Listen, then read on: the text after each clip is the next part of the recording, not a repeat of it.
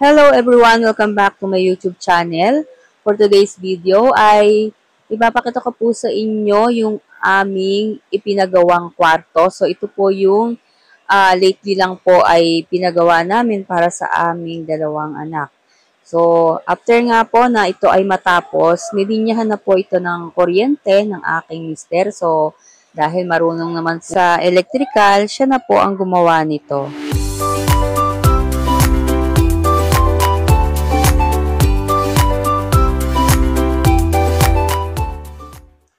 At habang abala naman ang aking asawa sa paglalagay ng electrical, ako naman ay ginawa ko ang paglalagay ng linoleum or ang floor mat para sa sahig. So, para naman sa ganon ay hindi ito malamig kung sakali na ito'y tulugan or apakan.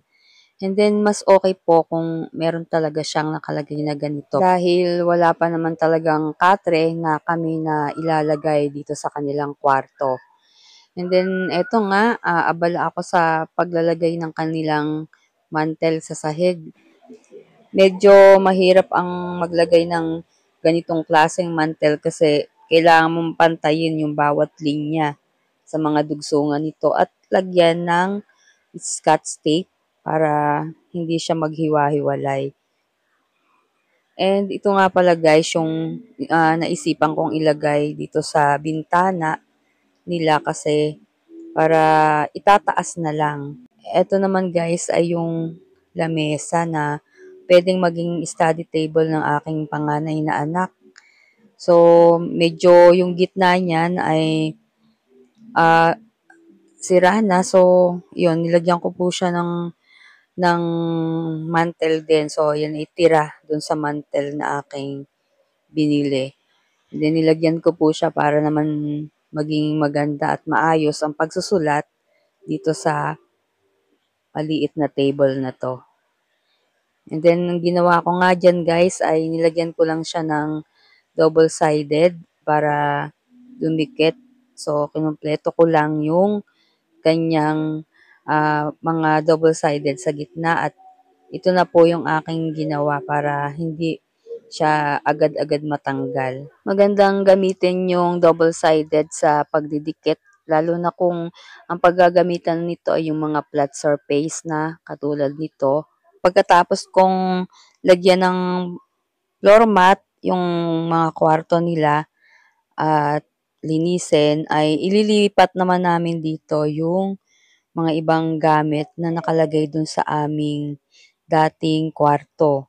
So, yung kwarto namin guys talaga is puno ng mga nakalagay na gamit. So, dahil nga nagkaroon na kami ng dalawang kwarto na pwedeng paglagyan pa ng mga tambak dun sa loob naming dating kwarto na ang kanyang tabing is kortina lang. And then yung mga Durabox na mga na dun sa mga tabi ng kortina. So yun lang talaga ang mga nakalagay doon. And then nakakatuwa nga guys dahil nadagdagan na kami ng dalawang kwarto para sa mga bata ay nabawasan yung siksik na gamit dun sa aming loob ng kwarto. And then, yun nga, naglinis kami, aming inayos ang aming ibang gamit na talagang sikip. At dito nga guys ay tulong-tulong kami sa pag-aayos kaming mag-anak maliban dun sa aking bunso na siya ay talagang nanonood lang ng TV.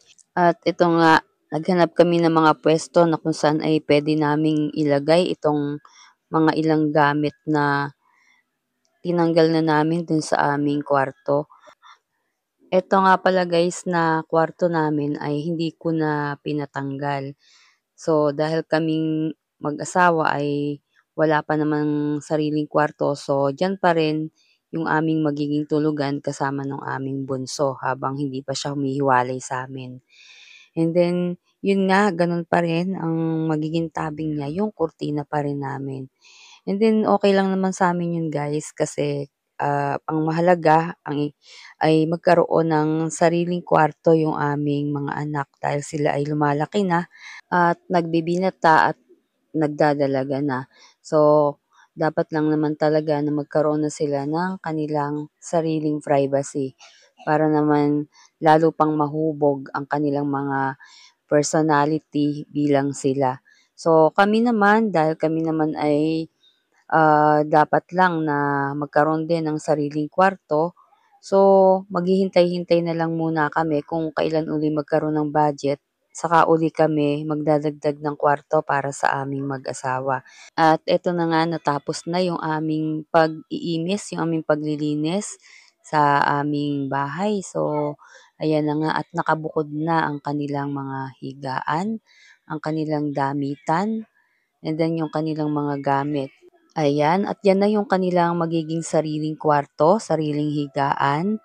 And then ito namang sa kabila, yung kwarto ng aking dalagita. So ayan, talagang nakahanda na o pinaghanda na siya ng kanyang mga gamit dito sa loob ng kanyang kwarto. And then dito naman ay dahil wala pa ngang katre, diyan na muna sa sahig ang latag ng kanilang mga higaan. So, dito nga guys, meron silang maliit na bintana. Ayan, yung sa anak kong babae, ayaw niya nung katulad nung sa kanyang kuya. So, ang pinalagay niyang kurtina ay yung ganong ano lang, curtain talaga. And then, pagdungaw mo, ito nga guys, yung inyong makikita sa labas. So, malapit talaga kami sa tubigan. Pero malapit naman kami sa mga kabahayan. And then, ito naman yung kwarto ng aking binata. Pagdating ng panahon at humiwalay na rin yung aking bunso sa amin ng pagtulog ay possible na dito ko na rin siya isama sa kwarto ng kanyang kuya. Silang dalawa ang magiging magkasama, and then kung sakali ay palalagyan ko ito ng double deck para naman tig-isa sila ng higaan. Ayan, at syempre ganun din ay pagdungo mo sa bintana, ayan din ang inyong makikita sa labas ng bahay. So, same lang yung kanilang bintana. So, yun lang po and thank you very much. And don't forget to subscribe.